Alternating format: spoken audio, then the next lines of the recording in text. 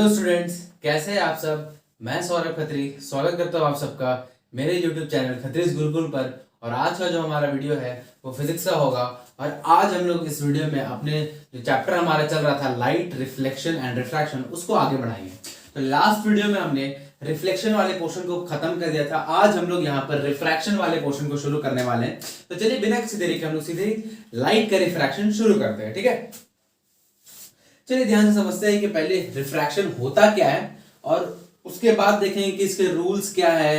फिर आगे फर्दर चीजें जो हमको पढ़नी है, that is image formation by lens and uses of lenses and all that वगैरह जो भी चीजें हमको पढ़नी है वो देखेंगे। लेकिन सबसे पहले हमको ये देखना है कि लाइट का रिफ्रैक्शन होता क्या है, इसके रूल्स क्या है और लाइट रिफ्रैक्ट होता क्यों है, ये जान लेते हैं पहले, ठीक है। तो देखिए क्या होता है, जैसे कुछ एग्जांपल्स को लेकर हम लोग चलते हैं। जैसे कभी आपने ऑब्जर्व किया होगा कि अगर कोई हमारे पास एक कंटेनर है जिसमें पानी भरा हुआ है, ठीक है। अब क्या है, जब ये पानी भरा हुआ है इसमें और जब ये खाली रहता है, तो ध्यान से सुनिएगा मैं जो बोल रहा हूं। जब ये खाली रहता है तो इसका बेस अपने ओरिजिनल पोजीशन पे दिखता है, ठीक है। लेकिन जैसे ही पानी भर जाता है तो हमको लगता है कि इसका बेस यहां ना होकर के कहीं यहां पर आ गया है। ये हो गया है इसका बेस, हमको ऐसा लगने लगता है ये हो गया है इसका बेस। ये वाला पोर्शन, ये इसका बेस बन गया है, ऐसा लगता है। और भी चीजें अगर हम देखें कि अगर हमारे पास कोई कंटेनर रहता है, उसमें अगर मान लीजिए कोई स्टिक को हम ऐसे रखें, ठीक है, तो अगर ये कंटेनर खाली है तो ये स्टिक एकदम ऐसे लगेगा सीधा है। लेकिन जैसे जैसे इसमें पानी भरते जाएगा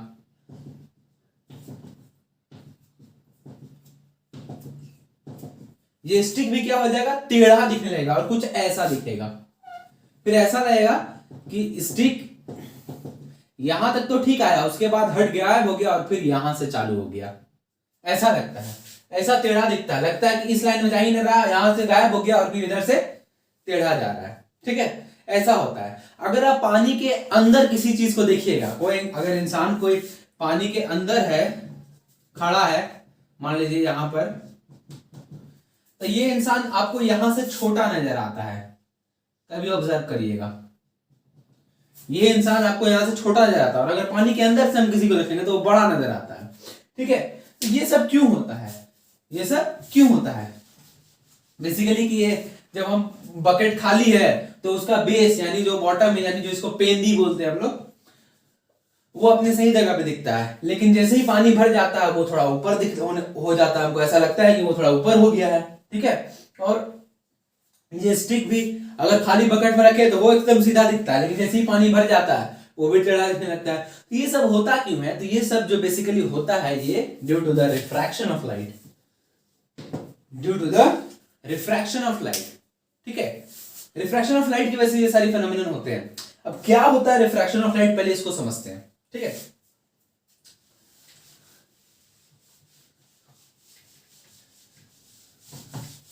चलिए देखिए, जब भी लाइट ध्यान देखिएगा कि हमारे अर्थ में जो है लाइट कहीं भी ट्रैवल कर सकता है एक्सेप्ट सॉलिड्स के अंदर, ठीक है। सॉलिड्स के अंदर मतलब जो ट्रांसपेरेंट सॉलिड्स होते हैं उनके अंदर केवल ट्रैवल कर सकता है, जो ओपेक सॉलिड्स होते हैं उनके अंदर लाइट ट्रैवल नहीं कर सकता है। तो जो लाइट जो है जब एक मीडियम से दूसरे मीडियम में एंटर करता है, ठीक है, सपोज वो एयर में पहले ट्रैवल कर रहा था फिर वाटर में एंटर किया, या एयर में ट्रैवल कर रहा था फिर किसी ट्रांसपेरेंट सॉलिड में एंटर कर दिया, तो जब एक मीडियम से दूसरे मीडियम में एंटर करता है तब उसके डायरेक्शन में चेंजेस होते हैं, और इसी चेंज को हम लोग बोलते हैं रिफ्रैक्शन ऑफ लाइट, ठीक है। इसी चेंज को रिफ्रैक्शन ऑफ लाइट बोलते हैं। ध्यान देखिए कैसे कि चलिए अब मान लेते हैं क्या है कि ये मेरा सेपरेशन वॉल ये हो गया, इसके ऊपर जो मीडियम है वो एयर है और इसके नीचे जो मीडियम है वो वाटर का है, ठीक है। ये वाटर का मीडियम है और ये रहा दोनों का सेपरेशन वॉल कि इसके जस्ट ऊपर एयर है, इसके जस्ट नीचे वाटर है। अगर कोई लाइट यहां से आ रहा है, मान लीजिए ऐसे आया, इस जगह पे फॉल किया, ये लाइट रे ये फॉल किया इस जगह पे, तो मेरे अकॉर्डिंग क्या है कि अगर ये लाइट का डायरेक्शन चेंज नहीं होगा तो लाइट का ये डायरेक्शन इधर जाना चाहिए लाइट को, बट ऐसा नहीं होता है, बट ऐसा नहीं होता है। लाइट जो है इधर से जाता है ऐसे, ध्यान से देखिए, लाइट का ओरिजिनल डायरेक्शन था ये डॉटेड वाला, लेकिन लाइट जाता है कौन से, इस डायरेक्शन से। तो क्या हो गया, लाइट रे जो है बेंड हो गया, उसका डायरेक्शन में चेंज आया, और यही डायरेक्शन में जो चेंज है, यही जो बेंडिंग है लाइट रेस का, इसी को कहते हैं रिफ्रैक्शन, हम लोग इसी को कहते हैं रिफ्रैक्शन। वैसे देखिए, अगर ऊपर वाटर है और नीचे सॉलिड है, और अब लाइट रे आ रहा है, या फिर नीचे से जा रहा है, मान लीजिए ग्लास से लाइट रे गया और वहां किसी वाटर वाले मीडियम वाटर में एंटर कर गया, तो मेरे अकॉर्डिंग क्या है कि इस तरफ जाना चाहिए लाइट रे को, एकदम सीधे, लेकिन ऐसे जाएगा नहीं, ऐसे जाएगा नहीं, ये जाएगा इस पाथ पर, ये जाएगा इस पाथ पर। यहां पे क्या हो गया, जब मीडियम चेंज हुआ वैसे ही लाइट रे का डायरेक्शन भी चेंज हो गया, लाइट रे जो स्लाइटली बेंड हो गया अपने ओरिजिनल पोजीशन से, ओरिजिनल पोजीशन में, सॉरी ओरिजिनल पाथ से, ओरिजिनल पाथ से स्लाइटली जो है वो बेंड हो गया, और इसी बेंडिंग को हम लोग बोलते हैं रिफ्रैक्शन ऑफ लाइट। ठीक है, इसी बेंडिंग को बोलते हैं हम लोग रिफ्रैक्शन ऑफ लाइट। तो द सॉरी रिफ्रैक्शन को डिफाइन करने की अगर हम बात करें, तो the phenomenon of bending of light, the phenomenon of bending of light when light रे travels from one transparent medium to another transparent medium is known as refraction of light। ध्यान दीजिएगा यहां पर, from one medium to another medium नहीं, from one transparent medium to another transparent medium। ध्यान रखिएगा, इस word को भूलिएगा नहीं, ट्रांसपेरेंट वर्ड को, ये बहुत जरूरी है, क्योंकि लाइट किसी भी सॉलिड में या लिक्विड में नहीं, मतलब सॉलिड में, किसी भी सॉलिड में ट्रैवल नहीं कर सकता, वो ट्रांसपेरेंट सॉलिड में ट्रैवल कर सकता है। तो ठीक है, तो रिफ्रैक्शन ऑफ लाइट मेरा क्या हो गया, the phenomenon of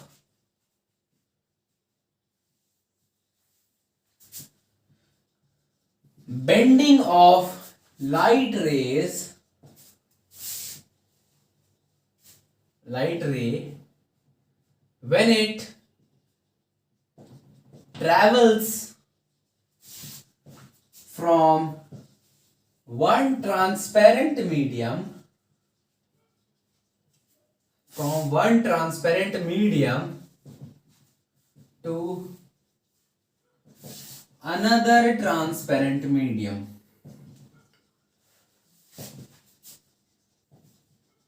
is called refraction of light. ध्यान रखिएगा यहां पे जो ट्रांसपेरेंट मीडियम, ध्यान रखिएगा, from one medium to another medium नहीं, from one transparent medium to another transparent medium. इस लाइन पे एकदम ध्यान रखिएगा, ये लिखना बहुत ज्यादा जरूरी है, ठीक है, ट्रांसपेरेंट मीडियम। ठीक है, यही होता है हमारा refraction of light, the phenomenon of bending of light ray when it travels from one transparent medium to another transparent medium is called refraction of light। ठीक है, जैसे कि अभी हमने जो दो डायग्राम ड्रॉ किया था, वो था हमारा इसका एग्जांपल समझ लीजिए। ठीक है, अब एक बात गौर करने वाली, वहां पे आपने नोटिस किया होगा शायद कि मैंने दोनों डायग्राम्स में जो लाइट रे का बेंडिंग का डायरेक्शन था उसको चेंज किया था।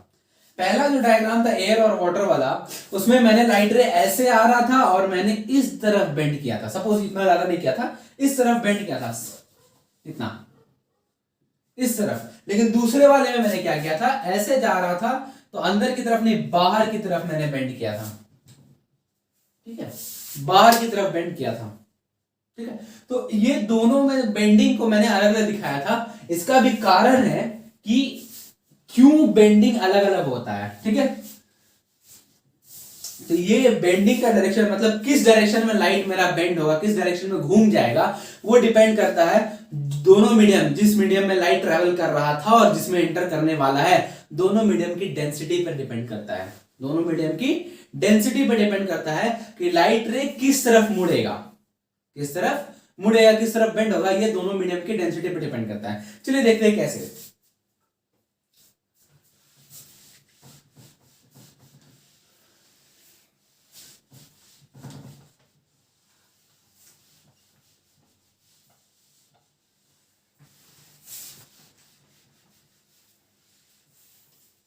देखिए, अगर हम बात कर ले,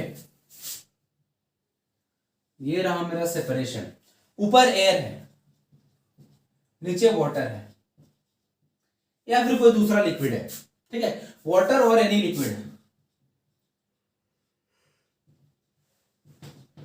ध्यान से देखिए। तो ऊपर कौन सा, ऊपर जो मेरा मीडियम है वो एयर है और नीचे कोई भी लिक्विड है या सपोज वाटर है, ठीक है। तो एयर का जो डेंसिटी है और वाटर का डेंसिटी है, उसमें वाटर का डेंसिटी ज्यादा है एयर के कंपैरिजन में, ठीक है। एयर का डेंसिटी कम है और वाटर का डेंसिटी ज्यादा है। तो ऐसे में हम लोग क्या बोलेंगे कि water is more optically denser then air, ठीक है। Water is more optically denser then air. Water is more optically denser then air. तो मतलब जो है वाटर मेरा वो ज्यादा डेंस मीडियम है, जिसको हम लोग बोलेंगे ऑप्टिकली डेंसर। ऑप्टिकली डेंसर कहने का मतलब है कि इसमें से लाइट ट्रेवल कर सकता है, ठीक है। और ये जो है फिर ऑप्टिकली रेयरर मीडियम हो जाएगा। ऑप्टिकली रेयरर मीडियम, कहीं कहीं पे केवल डेंसर और रेयरर लिखा हुआ रहता है, लेकिन हम लोग ऑप्टिकली रेयरर और ऑप्टिकली डेंसर लेके चलते हैं, ठीक है। तो एयर जो है वो वाटर के कंपैरिजन में या किसी दूसरे लिक्विड के कंपैरिजन में रेयरर मीडियम बन जाएगा, और वाटर या दूसरा जो लिक्विड है वो डेंसर मीडियम बन जाएगा, ठीक है। क्योंकि इसका लिक्विड का डेंसिटी ज्यादा होता है एयर के कंपैरिजन में, ठीक है। तो लिक्विड जो है डेंसर है और एयर जो है रेयरर है। अब लाइट रे जब किसी रेयरर मीडियम से डेंसर मीडियम में एंटर करता है, ध्यान से देखिएगा यहां पर जो बात मैं कहने जा रहा हूं कि लाइट रे मान लीजिए इस पॉइंट पे फॉल हुआ, ठीक है। ये रहा मेरा नॉर्मल,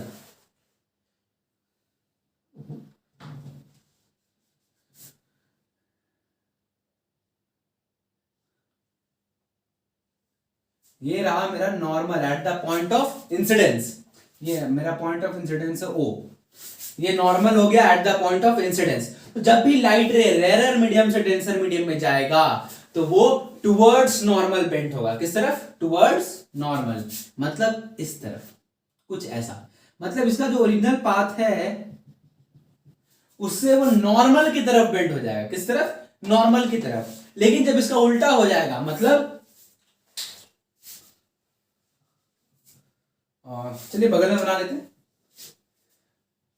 लेकिन जब इसका उल्टा हो जाएगा, मान लेते हैं कि ऊपर वाटर है या फिर ऊपर एयर है और नीचे वाटर है, और ये रेयरर है, ऑप्टिकली रेयरर है और ये ऑप्टिकली डेंसर है, लेकिन इस बार लाइट रे वाटर से जा रहा है, ठीक है, वाटर से जा रहा है। तो ये रहा मेरा पॉइंट ऑफ इंसिडेंस O और ये रहा इस पर नॉर्मल।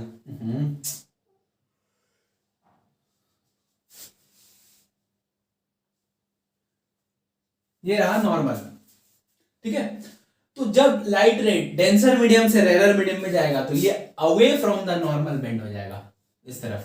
इसका ओरिजिनल पाथ था ये, लेकिन वो अपने ओरिजिनल पाथ से दूर हट जाएगा, मतलब नॉर्मल से दूर बेंड होगा। लेकिन जब रेयरर टू डेंसर जाएगा तो टुवर्ड्स नॉर्मल, एंड जब डेंसर टू रेयरर जाएगा तो अवे फ्रॉम द नॉर्मल वो बेंड होता है, ठीक है। तो इस तरह से रिफ्रैक्शन का फेनोमेना होता है किसी भी पेयर ऑफ मीडिया के लिए। अगर पहला मीडियम रेयरर है जिसमें लाइट ट्रैवल कर रहा है और दूसरा मीडियम डेंसर है जिसमें लाइट एंटर करने वाला है, तो लाइट रे जो है सेपरेशन वॉल पर टुवर्ड्स नॉर्मल बेंट हो जाएगा। जैसे ही वो एंटर करेगा वाटर में टुवर्ड्स नॉर्मल बेंट हो जाएगा। लेकिन अगर इसका उल्टा हो रहा, मतलब डेंसर टू रेयरर जा रहा है लाइट रे, तो वो away from the normal bent होगा, ठीक है, away from the normal bent हो जाएगा, ठीक है। तो ये होता है किस तरह से लाइट रे किस डायरेक्शन में बेंड होगा, किस डायरेक्शन में बेंड होगा। अब जब ये डायग्राम बनाएंगे तो कुछ यहाँ पर बेसिक टेक्निकल टर्म्स जो है उसको देख लेते हैं। तो जो नॉर्मल और इंसिडेंट रे के बीच का एंगल होता है उसको बोलते हैं angle of incidence, that is I, ठीक है। जो नॉर्मल और रिफ्रैक्टेड रे के बीच का एंगल होता है, डिस्टेंस नहीं सॉरी एंगल, ठीक है, एंगल होता है उसको बोलते हैं angle of refraction, that is R, angle of refraction, जिसको हम लोग स्मॉल r से डिनोट करते हैं, ठीक है, स्मॉल r से डिनोट करते हैं, ठीक है। लेकिन यहां पर और भी चीजें हैं कि जो लाइट का ओरिजिनल पाथ है और जिस पाथ पर वो लाइट गया, जो लाइट का ओरिजिनल पाथ था और जिस पाथ पर लाइट गया, उन दोनों के बीच जो एंगल बना, ये इसको बोलते हैं हम लोग angle of deviation, angle of deviation. और इसको हम लोग डिनोट करते हैं एक स्पेशल सिंबल से जिसको कहते हैं डेल्टा, ठीक है, इससे। ये होता है हमारा डेल्टा। इसे डिनोट करते हैं हम लोग एंगल ऑफ डेविएशन इसको बोलते हैं। जो लाइट का ओरिजिनल पाथ था और जिस पाथ पर लाइट गया उन दोनों के बीच जो एंगल बना उसको एंगल ऑफ डेविएशन बोलते हैं और उसको स्पेशल साइन डेल्टा से डिनोट करते हैं। और ये जो डिस्टेंस है, ये जो डिस्टेंस है मतलब दोनों ओरिजिनल पाथ और एक्चुअल पाथ, ओरिजिनल पाथ जो था और जिस पाथ पर गया लाइट रे, उन दोनों के बीच का जो डिस्टेंस है इसको बोलते हैं लैटेरल डिस्प्लेसमेंट। लैटेरल डिस्प्लेसमेंट, ठीक है। तो ये चीजें हैं। नॉर्मल और इंसिडेंस रे के बीच का angle, angle of incidence. Refracted रे और नॉर्मल के बीच का एंगल, एंगल ऑफ रिफ्रैक्शन, इसको स्मॉल आर से डिनोट करते हैं।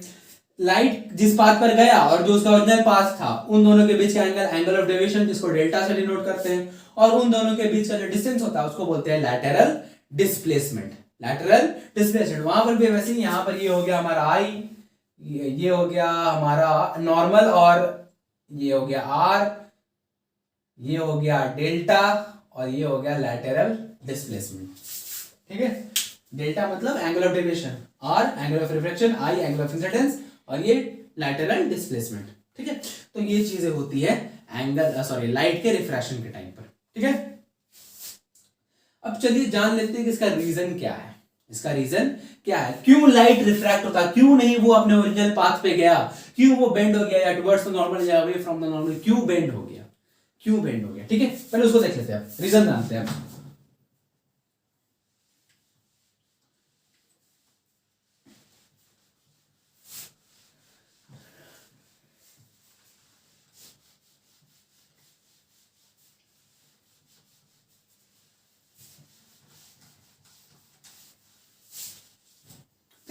Now the cause of refraction.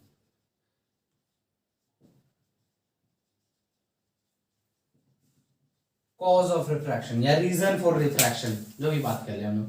तो ये क्या होता है, जब भी लाइट रेज किसी एक मीडियम से, किसी एक ट्रांसपेरेंट मीडियम से दूसरे ट्रांसपेरेंट मीडियम में एंटर करता है तो लाइट की स्पीड चेंज हो जाती है, लाइट की स्पीड चेंज हो जाती है, ठीक है। जैसे अगर हम बात कर ले, जैसे ही लाइट रे एयर से ग्लास में एंटर करता है, लाइट रे एयर से ग्लास में एंटर करता है, तो हम लोग ये जानते हैं कि एयर या फिर वैक्यूम में, एयर या फिर वैक्यूम में जो लाइट का स्पीड होता है वो होता है c, जिसको जो है एक्चुअल में 3 × 10⁸ मीटर पर सेकेंड, जिसको हम लोग c से डिनोट करते हैं।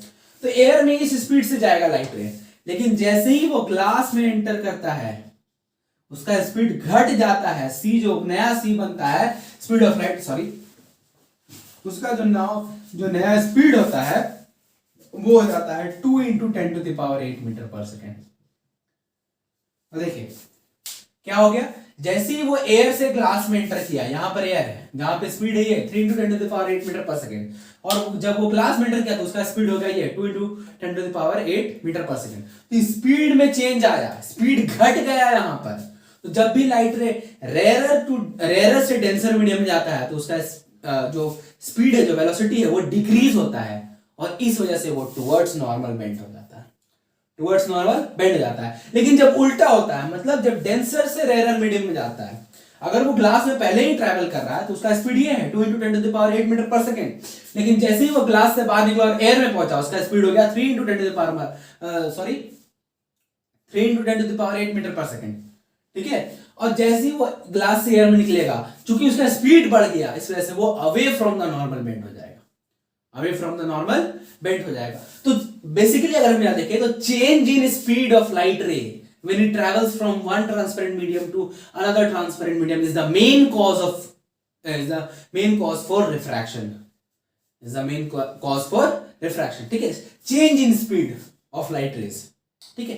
This is the main cause why light rays get refracted when they travel from one transparent medium to another transparent medium, ठीक है।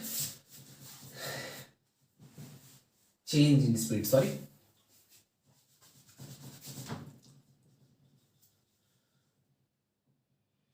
change in speed of light rays is the main cause, is the main and only cause भी हम लोग कह सकते हैं is the main and only cause, केवल यही एक कारण है जिसकी वजह से लाइट रेज जो है रिफ्रैक्ट होती है, is the main and only cause. ठीक है, वो भी कैसे थे, लेकिन हम फिलहाल मेन कॉज लिख रहे हैं, the main cause for the refraction of it when it travels from one transparent medium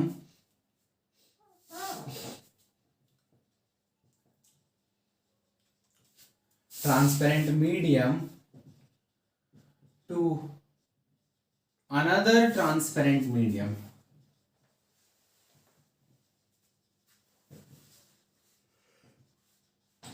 ठीक है, तो change in speed of light ray is the main cause for the refraction of it when it travels from one transparent medium to another transparent medium. जब light ray एक transparent medium से दूसरे transparent medium में enter करता है तो उसकी speed में, उसके वेलोसिटी में चेंज होता है, और उसी की वजह से इसका डायरेक्शन चेंज होता है, दैट इज वो बेंड हो जाता है टुवर्ड्स द नॉर्मल या अवे फ्रॉम द नॉर्मल। अगर स्पीड डिक्रीज कर रहा है तो टुवर्ड्स द नॉर्मल होगा, अगर स्पीड इंक्रीज कर रहा है तो अवे फ्रॉम द नॉर्मल वो बेंड हो जाएगा। ठीक है, तो ये हो गया हमारा रिफ्रैक्शन का कॉज, रीजन।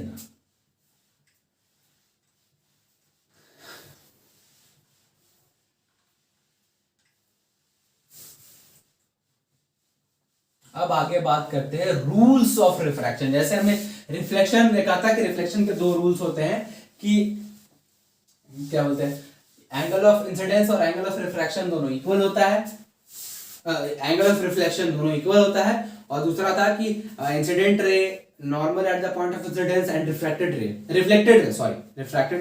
रे all lie in the same plane. ये दो रूल देखे थे, तो वैसे ही दो रूल यहां पर भी है जिसको हम लोग बोलते हैं rules of refraction of light. ठीक है, rules of refraction of light.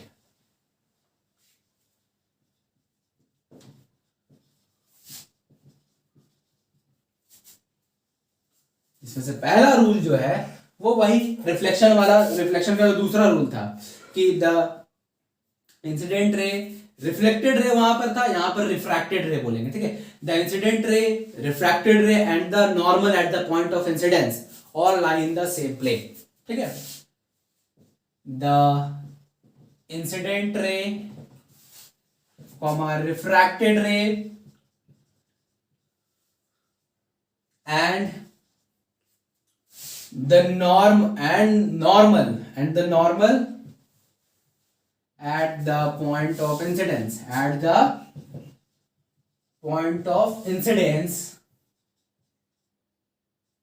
all lie in the same plane।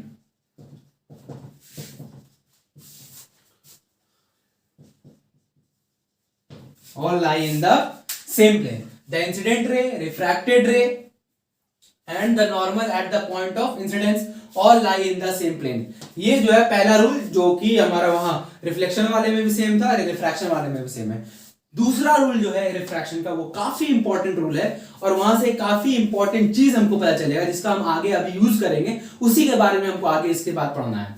ठीक है, दूसरा जो रूल है वो क्या कहता है कि the sine of incident, angle of incidence and the ratio of sine of angle of incidence and sine of angle of refraction। ठीक है, the ratio of sine of angle of incidence to the sine of angle of refraction is always constant for a given pair of media, ध्यान दीजिएगा यहां पर क्या बोल रहा है कि the ratio of sine, जो हमने ट्रिग्नोमेट्री में पढ़ा है ना, sin थीटा, वो sin of I, that is angle of incidence, to the sine of R, that is the angle of refraction, is always constant for a given pair of media। Medium का plural form होता है media, and this constant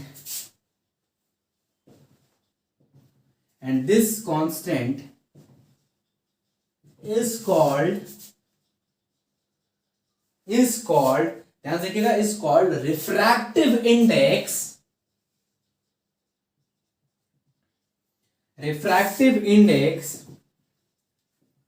of second medium या फिर medium 2 with respect to medium 1, ठीक है। and this rule या this law is specifically known as the Snell's law.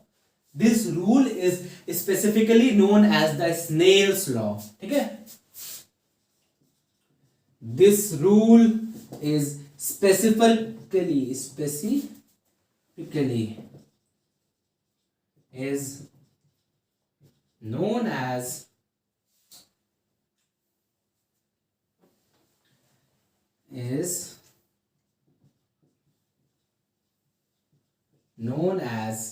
Snell's law. Snell's law. This rule is specifically known as Snell's law. ध्यान से देखिए क्या है second rule, the ratio of sine of i that is angle of incidence to the sine of r that is angle of refraction is always constant for a given pair of media. ध्यान रखिएगा ये जो line है, for a given pair of media, ये काफी important है।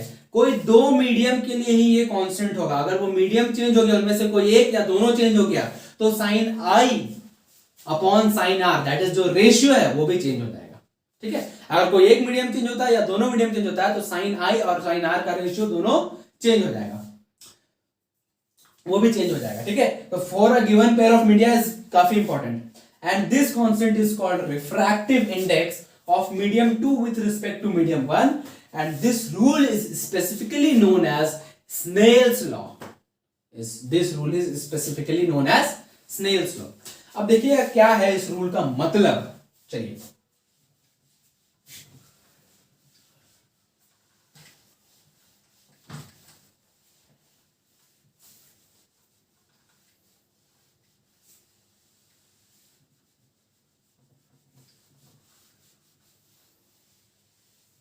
इस rule का मतलब क्या, ध्यान से देखिए कि चलिए हम एक बना लेते हैं कंडीशन। ये रहा मेरा सेपरेशन, ये रहा लाइट रे, ये रहा normal at the point of incidence, और ये रहा रिफ्रैक्टेड रे, ठीक है।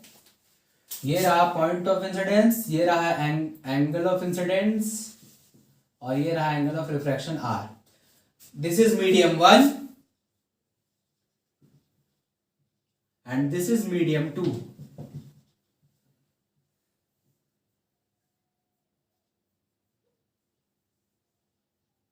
This is medium 1 and this is medium 2. ध्यान से देखिए ये रूल क्या रहा है कि sine of i that is sine i and sine of r that is sine r, ratio दोनों का, the ratio of sine of i to the sine of r, that is this ratio, sin I upon sin r, sin of angle I, थोड़ा distance fill कहते हैं, to the sin of angle r, इसका जो ratio है ये always constant रहेगा, always constant रहेगा। क्या? For a given pair of media, for a given pair of media, किसके लिए? यही दो मीडियम के लिए ये कांस्टेंट है। अगर मीडियम 1 या मीडियम 2 कोई भी एक चेंज हुआ तो ये कांस्टेंट भी चेंज हो जाएगा, ये कांस्टेंट भी चेंज हो जाएगा, ये रेशियो भी चेंज हो जाएगा, ठीक है। और इसको हम लोग स्नेल्स लॉ बोलते हैं और इसका नाम भी हम लोग दिए and this constant is called refractive index of medium 2 with respect to medium 1। मतलब ये जो कांस्टेंट आया, ये जो रेशियो आया, ये जो रेशियो है इसको हम लोग बोलते हैं रिफ्रैक्टिव इंडेक्स ऑफ मीडियम 2, यानी इस वाले मीडियम का, किसके रेस्पेक्ट में, किसके कंपैरिजन में, इस वाले मीडियम के, ठीक है। किसके रिस्पेक्ट में, किसके कंपैरिजन में? तो मीडियम 1 के कंपैरिजन में या मीडियम 1 के रिस्पेक्ट में मीडियम 2 का रिफ्रैक्टिव इंडेक्स हो जाएगा ये वाला रेशियो हमारा, ठीक है। यही कह रहा है ये वाला रूल। अब जान लेते हैं कि रिफ्रैक्टिव इंडेक्स हम कह रहे हैं तो आखिरकार ये है क्या। रिफ्रैक्टिव इंडेक्स नाम तो दे दिए, अब समझ में तो आ नहीं रहा होगा अभी तक कि रिफ्रैक्टिव इंडेक्स होता क्या है, तो चलिए उसको जान लेते हैं कि रिफ्रैक्टिव इंडेक्स है क्या। ठीक है,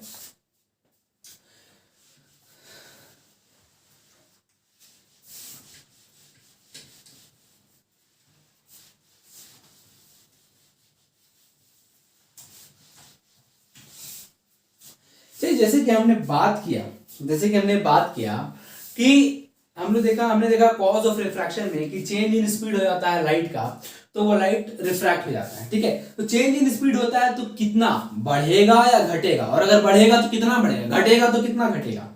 ठीक है, बढ़ेगा तो कितना बढ़ेगा, घटेगा तो कितना घटेगा। इसी चीज को हम लोग रिफ्रैक्टिव इंडेक्स बोलते हैं। मतलब कि मीडियम 1 में जो लाइट का स्पीड था और मीडियम 2 में जो लाइट का स्पीड था उसमें कितना चेंजेस आया, मतलब कितना चेंजेस आया, वो घटा कि बढ़ा, यही चीज हमको रिफ्रैक्टिव इंडेक्स बताता है। रिफ्रैक्टिव इंडेक्स हमको यही चीज बताता है कि मीडियम, जैसे कि अगर हम बात कर ले मीडियम 2 का रिफ्रैक्टिव इंडेक्स मीडियम 1 के कंपैरिजन में मान लेते हैं 1 है। ठीक है, मान लेते हैं 1 है, मीडियम 2 का रिफ्रैक्टिव इंडेक्स मीडियम 1 के कंपैरिजन में 1 है, तो ये इस चीज को बताता है कि दोनों मीडियम में जो है लाइट का स्पीड सेम रहेगा। और अगर ये 2 हो गया, मतलब कि मीडियम 2 का रिफ्रैक्टिव इंडेक्स मीडियम 1 के रेस्पेक्ट में 2 है, तो ये इस चीज को बताता है कि जस्ट घट जाएगा, कितना, आधा हो जाएगा, जस्ट आधा हो जाएगा स्पीड का, सॉरी लाइट का स्पीड सेकेंड मीडियम में जस्ट आधा हो जाएगा। ठीक है, तो रिफ्रैक्टिव इंडेक्स से हमको यह पता चलता है कि मीडियम 2 में मीडियम 1 के कंपैरिजन में कितना होगा लाइट का स्पीड, कितना घटेगा या कितना बढ़ेगा। ये चीज हमको पता चलता है किससे, रिफ्रैक्टिव इंडेक्स से।